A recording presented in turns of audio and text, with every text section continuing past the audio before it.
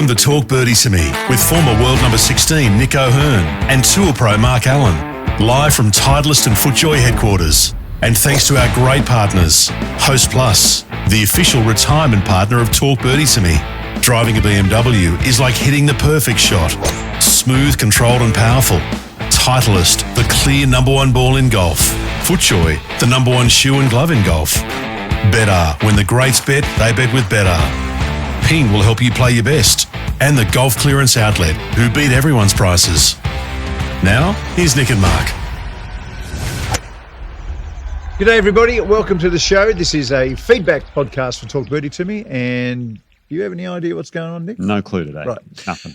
Dan, over to you. Well, I can tell you what's going on. This is a bit of feedback from wolfpackers. Yeah, but Well, exactly, rocket surgery. You know the question we're asking. He had a bit of a smirk on his face earlier. So. You did. Okay. Now, we've been talking a little bit about Liv lately, and we had the pod on Brooks earlier on in the week where basically, Mark, you said that he won't be the same player until he returns to the PGA. So you were pretty Words pretty to the firm on effect that. of, yes. Yeah, what's the effect of? So we had some comments on Brooks and on Liv more broadly. This one comes from BT. Bryson is playing fantastically, and it seems to suit him well enough playing on Liv, and also Tyrrell Hatton. Yes. Perhaps the same could be said of Jordan Spieth and Ricky Fowler on the PGA Tour, that they've had bad years. But I do have to admit, playing 54-hole tourneys through the year is not optimal for 72-hole majors. This is a point you guys have made a number of times. I expect better things from the Liv players in 2026 as they move to playing 72 holes, but I do think both tours need to set their golf courses up to be more challenging, particularly Liv. Do the golf courses seem reasonably challenging to me? I just think pro golfers are really good. Yeah, they're good. They can shoot some low numbers. Yeah, they're real good. I have a feeling a couple of the courses might have been set up a little easier. Well, not easier, but a bit friendlier. But same things happens on the PGA Tour. When you see scores, what was it the other week, of 29 under winning? Yeah.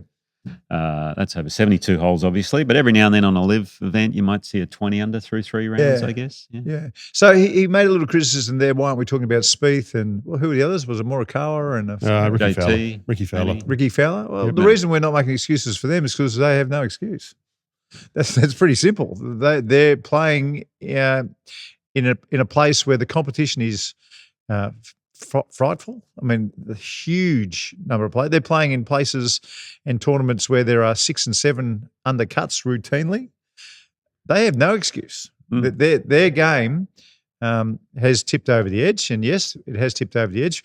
We're actually making excuses for the Liv players. We think that they would be better if they were playing on the PGA Tour. So that's why we're not talking about Spieth and Fowler and Morikawa. They got no excuse. They're just playing bad. This one from Mike. Mike said, Brooks' golfing woes this year are multifaceted. His wife had a miscarriage, which is traumatic in itself. Yes. In addition, he dumped his longtime swing coach, Claude Harmon III, for a second time at the start of the year. He hasn't been right since, and he's had putting struggles to boot, which has nothing to do with him playing on Liv. The Claude Harmon III firing was the most disturbing to me.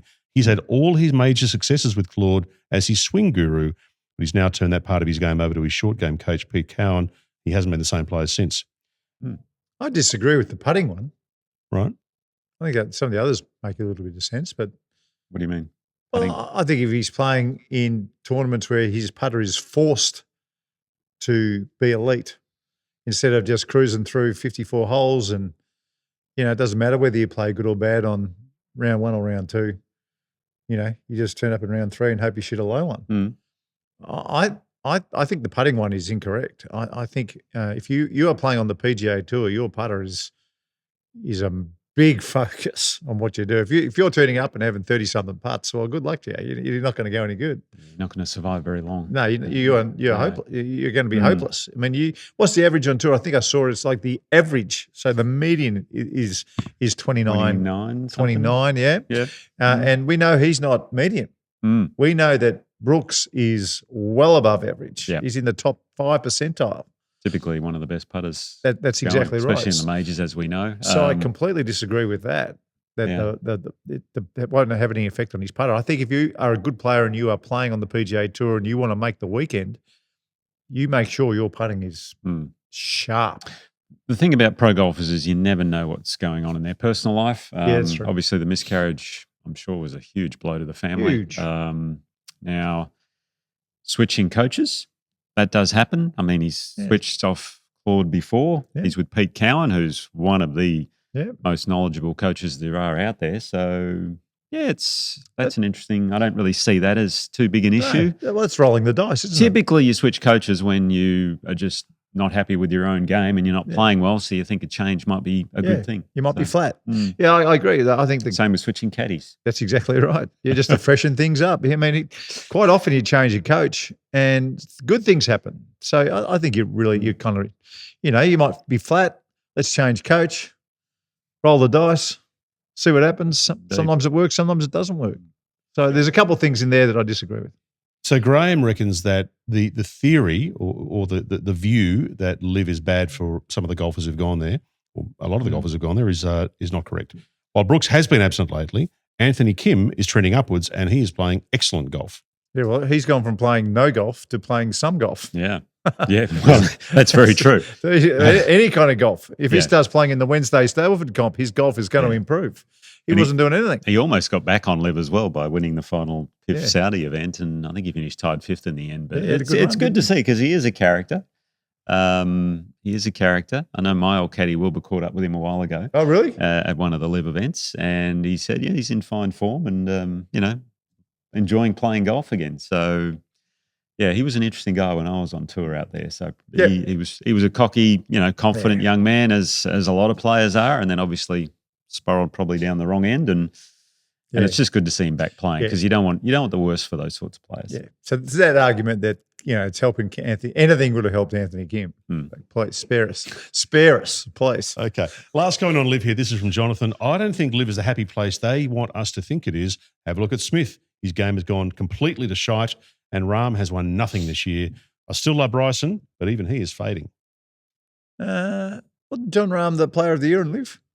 I think he was. He's had a pretty without winning a tournament. Because we said Joaquin Neiman won 5 or 6 times and wasn't player of the year. So that was very interesting. You can say the same for the PGA Tour. So let's square up. There's nothing. Tommy Fleetwood won one tournament. Right. One tournament for the whole year, and he's the champ. So it works both ways.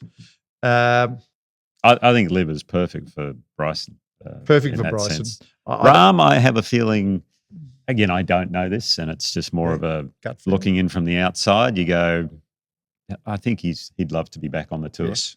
That's my guess. That's what I would imagine he's thinking, but maybe he's really happy because I think he's taken 3 or 4 months off after the last live event and said, right, I'm just going to have a nice clean break, and 2026 will be a fascinating year to see how he comes out, and the 72 holes will really start to suit him a lot more. Well, in reality, isn't it? In reality, 4 years of live and what it will do to the majority of their players is a small sample size.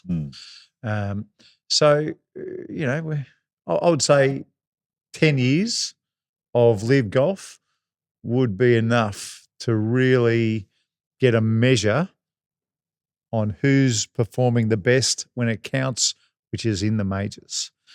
So, maybe they've got some time to turn it around. Maybe all these people cheering live on are correct. I doubt it. But maybe we are. Okay, this is we'll move on from live, and this is a comment here or comment in the question from Roger, and I'm very keen to know what you guys think of this one. Okay, Roger. Okay, Roger, batten down the hatches here, boys. The old course is the worst course on the open Rota. It is way too easy. Cannot produce drama. Its only defence is weather. I've played it over 200 times. It's not even the best course in St Andrews. I play it because it's a great opportunity to lower your handicap. It has a massively inflated course rating and is probably the easiest course in the world to hit 18 greens in regulation. Yes, I agree with that.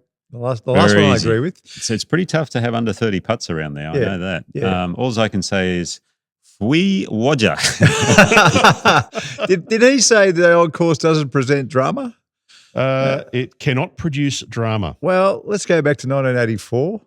I reckon Seve doing what he did was impactful. Cam Smith, that battle. That was an amazing final day. That was an incredible final day. Daly and Rocker. Daly and Rocker. What an event that was. Tiger did dominate in 2005. That's right. I think. Did not hit the ball in one bunker. Did not hit the ball in one bunker. That was a fascination in itself. Leash lost in a playoff to who was it? Zach Johnson. Zach Johnson. Who else was in that? Louis Oosthuizen. Yes, because he won the previous one as well. What about when Louis won there? That was a huge win as well. That was a great win. Yeah. I don't want to criticise Roger, but it sounds to me like what you guys are talking about there is drama. Yes. A little bit. Yeah, there's some drama. And it's one of the greatest courses in the world, in my opinion. But Roger has his opinion, so that's fine. We all have our own opinion. Yeah, look, it's funny, I've heard some of the English players speak the same way about the course. So Lee Westwood, he would tell you that it's not even the best course in Fife, which is the area where it's in. I've heard him say that with my own ears, and I think he was talking to, who was he talking to? Because I both have a jolly old laugh about the old course. So it's not. He's not out on an island, our man. What's his name?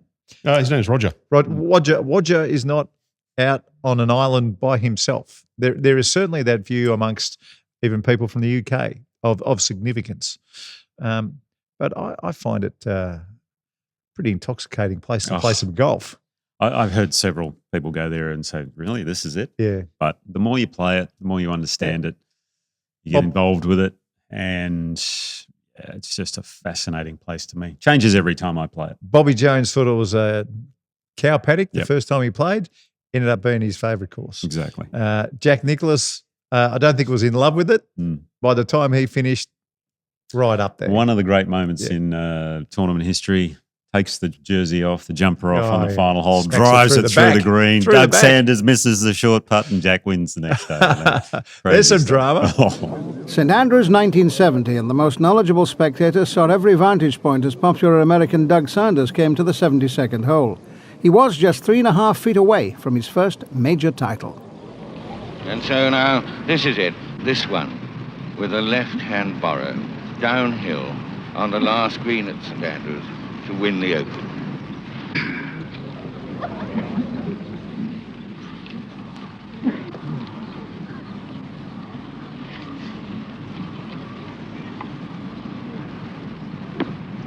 Missed it. Yes, certainty. Yes, that's the side you're bound to miss it. And there it is. And there, but for the grace of God. That miss, just like Henry Longhurst's commentary, has gone down into open legend. For Sanders, it meant an 18-hole playoff with Jack Nicklaus. The next day, Jack shot a 72, and Sanders lost by a shot. For Sanders, it would be his last chance at the title. For Nicklaus, it was a second Open, with another triumph still to come. How's that for drama? Doug Sanders. Now, we've got a question from Trapper, which is a question about something that he has heard, a rumour that happened to you, Nick. And he would like clarification on whether or not this rumour is correct. So we'll go to the turn, and we'll come back and put that to you. Have a good rumour.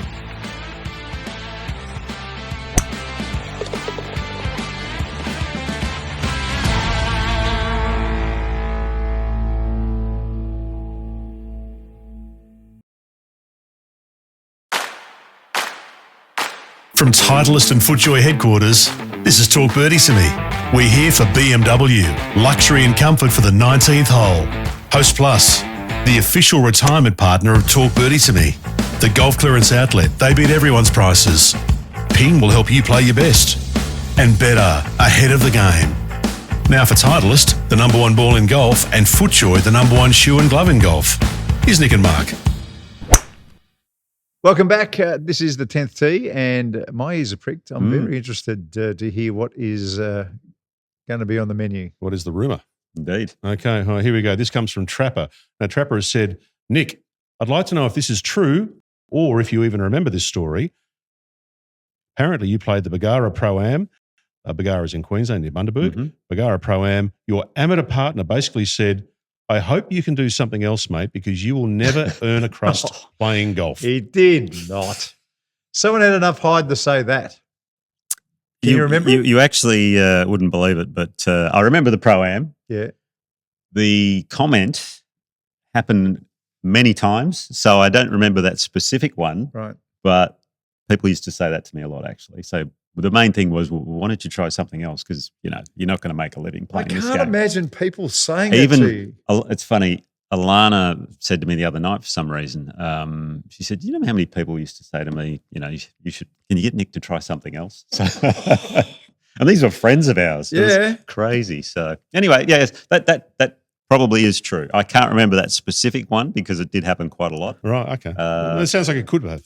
But yeah, it was definitely on. I remember playing the Bargara Pro-Am. So, but yeah, I'm sure it was all meant in good, Righto. I don't know, intention, put it that way. I probably didn't break 80 that day, so I'd have to look at the stats. You and I were totally opposite. 'Cause everywhere I went, I thought I was told I was going to be a superstar. Oh, dear. Too funny. Yeah, he had a Ferrari, what do you call it, a chassis and a mini engine or something. That's it. So let's do a little hypothetical here, Nick. If you weren't a pro golfer, what would you have? What would you have done? I would have, you would have been a golf manager like your brother. At that particular stage, if I hadn't have succeeded in the game, I would have become a teaching pro or been a club professional because I went through my traineeship early on. But early days, I was better at baseball than I was at golf. So I probably would have been a baseballer if I hadn't have taken golf on. Would you have challenged A-Rod, do you think, in baseball? Definitely not. Okay. No. One of the amazing things is he's famous for being a very precise, short-hitting professional, but he had enough power to dunk a basketball. He could dunk the ball. Only a couple of times. It doesn't matter. It doesn't matter. At 6'1", you had enough ability to actually get up out of your shoes and dunk a basketball. And then my knees went on me, so there you go. And I imagine, to be a baseballer, you'd have an arm and a half. Yeah, I had a good arm. It's funny, all the sports I played, I loved to be in control. So, for instance, in basketball, I was a point guard because I like to control the floor. Baseball, I was a catcher because you see everything. As a catcher, you control the pitcher and you control what's going on. And in soccer, I was a midfielder and things like that. So, yeah, it's interesting. Yeah, very good. Mark, you've had a very successful media career, which was driven in part by your golf background, what you did in golf. How about you? If you hadn't been successful in golf, let's assume that would not have led to a media career. What would you have done? I would have been a real estate agent, I reckon. Some sort of salesman. I reckon a real estate agent or an auctioneer. Oh, auctioneer. Something like that. Wow, okay. Probably I would have fallen into. I would have got bored of working in a pro shop, Because when I was in year 11, I wasn't going to year 12. I wasn't very good at school, and at that stage, I got into the Victorian junior team. When I was 16, and I got into the under 21 team, so I knew I could play a little bit. But so why'd you end up going to college in the US? Well, it's just a ridiculous story. So, I lost the under 18 Victorian Championship in the final. Not long after, I lost the club championship at Huntingdale after being 4 up with 5 to play in the final, okay, yes. Right? And what actually happened was that night I teared up at presentations, went home, came out that night, and I practiced until midnight, and I just, tears in the eyes and the whole lot. And I swore to God I was nervous. I'd had enough. Yep. I'd had enough. And would you believe the next two Ivor Whittons, one was at Rosebud, bang, won it. The next one was at Kew, bang, won it. So I rebounded just enough to win those events. And then luck was just on my side because at that very moment, Steve Long, who was the Colin Long's son. Now, people who live in Victoria and used to watch Widewater Sport would remember Colin Long used to do the golf into the net on Widewater Sport. He played Davis Cup for Australia as well. Anyway, so the Texas Tech coach must have been having a hard time and went to Steve Long and said, "Hey, are there any players in Australia?" And he said, "I will call my dad." So he called his dad. Colin Long called the VGA. The VGA said, "Well, there's this kid who's 16 years old and has just won the last two Ivor Whittons." There you go. And they gave Coach Tommy Wilson my phone number. And you're not going to believe this is the best bit about all this. I was wagging school. I was at home making a couple of pieces of Vegemite toast and the phone rang. Now, when you wag in school, Nick, I can't imagine you wag in school, right? I can't imagine it. But the number one rule is do not answer the phone. Do not answer the phone. But it was ringing there and I'm thinking, something inside me made me pick that phone up. And I picked the phone up and this guy goes, "Is that Mark Allen?" I said, yes. Did you say Morikawa or Mark Allen? Is that Mark Allen? I said, yes. He goes, I'm Coach Tommy Wilson, and I would like you to come play for me at Texas Tech. And I swear to God, I thought it was candid camera. I'm looking around going, what? This is him. I said, are you kidding? He goes, no, son. And he goes, have you finished school? I said, no, I've got 1 year left. And it was like in February. It's like the school had started. I said, no, I haven't. He goes, well, you got to finish school. And he said, give us your details and I'll send you all this stuff for SAT tests and all the rest of it. So then. So you worked butt off academically that year? No more wagging schools? I had some reason to perform at school. So the amazing is a guy called Tony Bibby, who was my mathematics teacher or graphics teacher at school. I called him and said, hey, you've got to get me into school. He got me into school. So I started in March 1 and did my HSC and got through. Wow. So it was amazing, like crazy how it all worked out. That's how you became the far king. So in a way, sorry, I mean it was there. Really, it was there. there. Right there. Is that where we're going to go to? It was right there. Shoot. So in a way, losing the under-18 championship Victoria and losing the club championship at 16, I wouldn't have gone out and practiced like I did. I wouldn't have had that line in the sand, and there's no way I probably would have won those two Ivor Witten sliding tournaments. doors moments. It just worked out for me. Oh, good. Isn't it? You mentioned a second ago that teacher, your maths teacher. Yeah, Tony Bibby. Tony Bibby. Isn't it funny how even at our age now, we still remember some of those key teachers at high school, and you remember all the great things they did for you. Yep. Yeah. I stay in contact with Tony Bibby. Yeah, really. Yep. I stay in contact with him. It's amazing. Yeah, yeah. Do you remember any of your school teachers, Nick? A guy called Dave McFarlane. All right. Who was the PE teacher at my school. He wanted to. He loved his golf. He was a member at Nedlands Golf Club in Perth. Yeah, he was the PE teacher, and he knew I loved my golf. And he said, "Nick, I really, I'd love to get a golf team started, but no one plays golf." I said, "Don't worry, let's just start one anyway." And that's what we did. And a couple of people, we just grabbed them. You ever played? No, don't worry, just come down.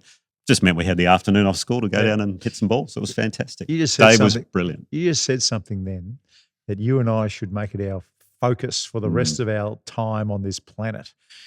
High school golf should be a thing in this country. Should be. And you don't need a big team. Let's make it a three teams, like 3 girls, you know how 3 big it boys, is in the right? US. It's so big in the US, it's not huge. funny. But even if we just started with 3 boys and 3 girls, and golf lends itself, it doesn't matter. They don't have to be E12s. But just to have, No, our team was made golf up. teams would be big. Our team was made up of, I don't know, all covered about 3 different grades, I think, back then. But, you get them together and you have the best 3 out of 4 scores. Someone shot 120. Yeah, it didn't I matter. used to shoot whatever in the 70s, and a couple of the other guys could shoot in the 80s or 90s, and we might have won a couple of times. It was fun. That's it. Well, I reckon that'll probably do for this feedback pod. We should also again thank and welcome Host Plus on board. Yep. It's fantastic to have them on board. They can help you finish your retirement round under par. That is a plus. That is a plus. That's So a much plus. so I'm going to move my entire superannuation to Host Plus. Oh. That's a promise. Okay. Who do I talk to? We'll take that off. It's all good. We don't need to go through the details on the pod. All right, folks. We'll catch you next time. Talk Birdie to Me with Nick O'Hearn and Mark Allen. Live from Titleist and FootJoy headquarters. Titleist, the #1 ball in golf. FootJoy, the #1 shoe and glove in golf. The Golf Clearance Outlet, they beat everyone's prices. BMW, luxury and comfort for the 19th hole. Better, ahead of the game. Ping will help you play your best. And Host Plus, they can help you drive your retirement further. Now that's a plus. Issued by Host Plus Pty Limited. This is general advice. Consider the PDS and TMD on our website before deciding. Wherever you listen or watch, we'd love you to subscribe and share the pod with a friend. Talk Birdie to Me's executive producer is Dan Bradley at Kaizen Media. Sound design by Daryl Misson at loudzebra.com. And now from Titleist and FootJoy headquarters, that's been Talk Birdie to Me.